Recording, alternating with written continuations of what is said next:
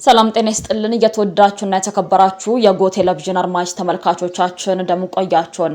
የዕለተ ቅዳሜ መጋቢት 5 2018 ዓ.ም ሰበር መረጃዎችን ይዘንላችሁ ቀርበናል። መረጃዎቻችን ቶሎ ቶሎ እንዲደርሷችሁ ዩቲዩብ ቻናላችንን ሰብስክራይብ፣ ላይክ፣ ሼር በማድረግ አብራችሁን ቆዩ።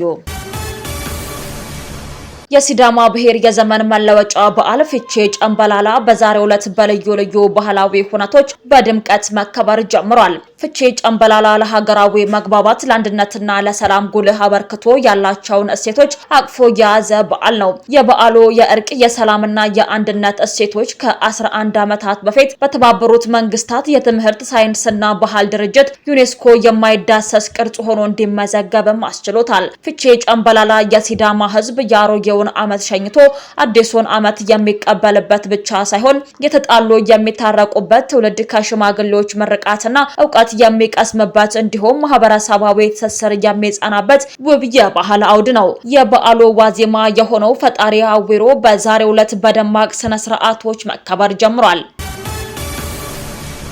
ላኪፔይ በኤአይ የታገዘና በድምጽ የሚሰራውን መተግበሪያ ይፋ ማድረጉ ተገለጸ። የኢትዮጵያ የዲጂታል ፋይናንስ ዘርፉን ወደ አዲስ ከፍታ ያሸጋግራል የተባለለት ላኪፔይ ፋይናንሻል ቴክኖሎጂ ሰው ሰራሽ አስተውሎትን ኤአይን የተጠቀመ አዲስ መተግበሪያውን በትላንትናው ዕለት በሳይንስ ሙዚየም በይፋ አስመርቋል። ከፍተኛ የመንግስት የስራ ኃላፊዎች በተገኙበት በዚህ የምረቃ ስነ ስርዓት ላይ ተቋሙ ራስ የተሰኘውንና በድምጽ ትዕዛዝ የሚሰራውን የኤአይ ረዳት ማስተዋወቁ የዕለቱ ደማ ክስተት ሆኗል። የላኪፔይ አዲሱ መተግበሪያ በኢትዮጵያ የፋይናንስ ታሪክ ፈርቀዳጅ የተባለለትን አገልግሎት ይዞ ቀርቧል። ደንበኞቹ በአማርኛ፣ በኦሮምኛና በትግረኛ ቋንቋ በድምጻቸው ብቻ በማገዝ የተለያዩ የክፍያና የባንክ አገልግሎቶችን ማግኘት ይችላሉ።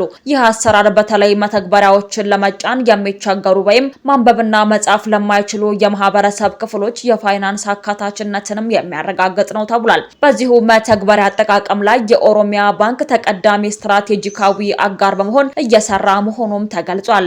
ላኪፔይ ላንዲ ግሎባል ከተሰኘ ዓለም አቀፍ የቴክኖሎጂ ተቋም ጋር የጋራ ስምምነትንም ተፈራርሟል። ይህ ደንበኞች በቪዛና በማስተር ካርድ አማካኝነት ዓለም አቀፍ ክፍያዎችን በቅልጥፍና እንዲፈጽሙም ያስችላቸዋል ተብሏል። መተግበሪያው ከገንዘብ ዝውውር ባለፈ የሚከተሉትን አዳዲስ አገልግሎቶችንም አካቷል። የህንፃ አስተዳደርና የአከራይ ተከራይ ማገናኛ ማህደር፣ የንግድ ተቋማት ከደንበኞቻቸው ጋር በቪዲዮ ተገናኝተው የገበያ ተደራሽነታቸውን የሚያሰፉበት ነፃ የቪዲዮ ግንኙነት አገልግሎቶችን የላኪፔይ ፋይናንሻል ቴክኖሎጂስ አክሲዮን ማህበር በየካቲት ወር 2025 ከኢትዮጵያ ብሔራዊ ባንክ ክፍያ ስነ ስርዓት አከናዋኝ ፍቃድ ማግኘቱም ይታወሳል። ተቋሙ አሁን ላይ ይዞት የቀረበው የኤአይ ቴክኖሎጂ በኢትዮጵያ እያደገ የመጣውን የዲጂታል ኢኮኖሚ ይበልጥ እንደሚያቀጣጥለው ይጠበቃል። የደብረ ማርቆስ አየር ማረፊያ ግንባታ በሚያዝያ ወር ይጠናቀቃል ተብሏል። የኢትዮጵያ አየር መንገድ በደብረ ማርቆስ ከተማ 153 ሄክታር መሬት ላይ እያስገነባው የሚገኘው አዲስ አየር ማረፊያ ግንባታው በተያዘለት ጊዜ እንዲጠናቀቅ በቀንና በሌሊት ፈረቃ እያከናወነ ይገኛል። የክልሉን ማህበራዊና ኢኮኖሚያዊ እንቅስቃሴ ያነቃቃል ተብሎ የሚጠበቀው ይህ ፕሮጀክት በሚመጣው ሚያዝያ ወር ተጠናቆ አገልግሎት መስጠት እንደሚጀምር ተገልጿል። በህገወጥ መንገድ ተኳሽ ጥይት ይዞ ሲንቀሳቀስ የተያዘው ግለሰብ በጽኑ እስራት መቀጣቱ ተገለጸ።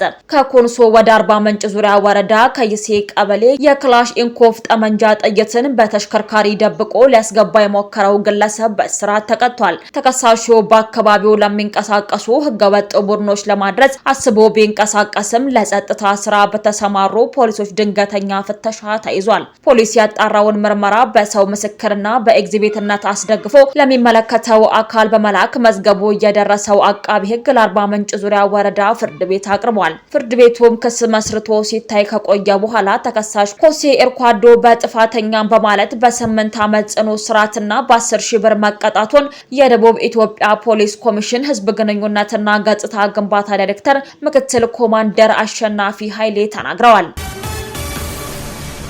ግብጽ ለሱዳኑ ወታደራዊ መሪ አልቡርሃን የምታደርገውን ድጋፍ አጠናክራ የቀጠለች ሲሆን የሱዳንን የእርስ በርስ ጦርነት እየመራ የገደለው ግብጻዊው ጀነራል መነጋገሪያ ሆኗል። ከቀናት በፊት የግብጽ ወታደራዊ መሪ የሆነው ብርጋዴር ጀነራል አህመድ ሰሚር ከ3 የግብጽ ወታደሮች ጋር ከሱዳን ጋር በመሆን በሰው አልባ አውሮፕላኖች አጠቃቀም ላይ የቴክኒክ የማማከር ዘመቻ ሲያደርጉ በሱዳን ግዛት ውስጥ በሱዳን ፈጥኖ ደራሽ ጦር ጥቃት መገደሉን የአፍሪካን ኢንተለጀንስ ያገኘው መረጃ ያመላክታል።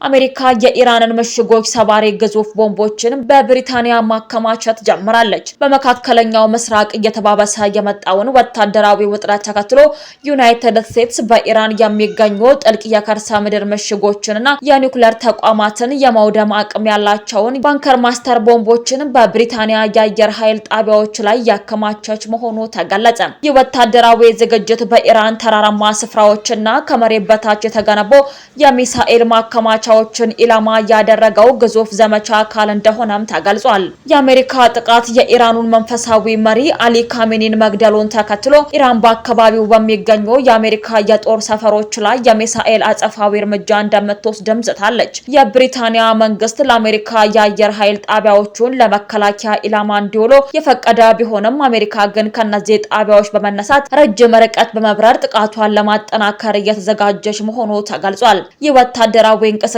ዓለም አቀፉ ማህበረሰብ ግጭቱ ወደ ሰፊ ቀጠናዊ ጦርነት ሊያመራ ይችላል በሚል ከፍተኛ ስጋት እንደሚጠባበቅም አድርጎታል። በተያያዘ ዜና የአሜሪካ ውጭ ጉዳይ ሚኒስቴር የኢራን እስላማዊ አብዮታዊ ዘበኛ ጦር ከፍተኛ መሪዎችን በተመለከተ መረጃ ለሚሰጡ አካላት እስከ $10 ሚሊዮን የሚደርሱ ሽልማቶችን እንደሚሰጥ ይፋ አድርጓል። ይህ የሽልማት ጥሪ የቀረበው በዋናነት የአብዮታዊ ዘበኛ ጦሩን ከፍተኛ አመራሮች ማንነት ያሉበትን ስፍራ ወይም የገቢ ምንጮቻቸውን የሚያጋልጥ መረጃ ለሚሰጡ ግለሰቦች መሆኑን ገልጿል። አሜሪካ ይህንን እርምጃ የወሰደችው በሽብርተኝነት ለፈረጀቻቸው ለዚህ ወታደራዊ ተቋም የሚደረገው የገንዘብና የቁሳቁስ ድጋፍን ለማዳከም እንዲሁም የቀጠናውን ደህንነት ለማስጠበቅ አካላት እቅድ ጋር ተያይዞ መሆኑም ተመላክቷል።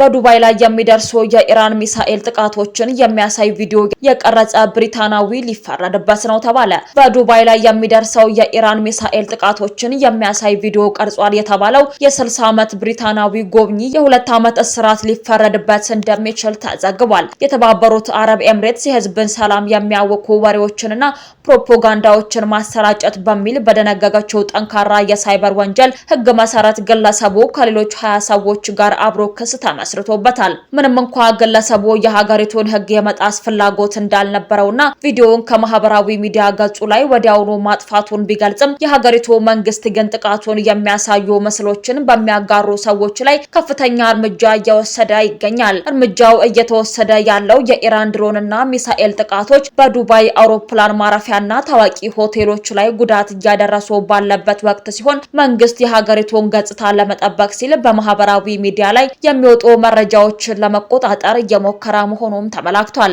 የህግ ባለሙያዎች በሀገሪቱ ያለው የሳይበር ህግ በጣም ሰፊ በመሆኑ ጎብኚዎችም ሆኑ ነዋሪዎች በማህበራዊ ሚዲያ ላይ የሚያጋሩት ማንኛውም መረጃ ለረጅም ዓመታት እስራት ሊዳርጋቸው እንደሚችል እያሳሰቡ ነው። ውድ አድማጭ ተመልካቾቻችን ለሰዓቱ ያዘጋጀንላችሁ ሰበርና ወቅታዊ መረጃዎቻችን እነዚህን ይመስሉ ነበር። አብራችሁን ስለነበራችሁ ከልብ እናመሰግናለን። በያላችሁበት ሰላም ቆዩ።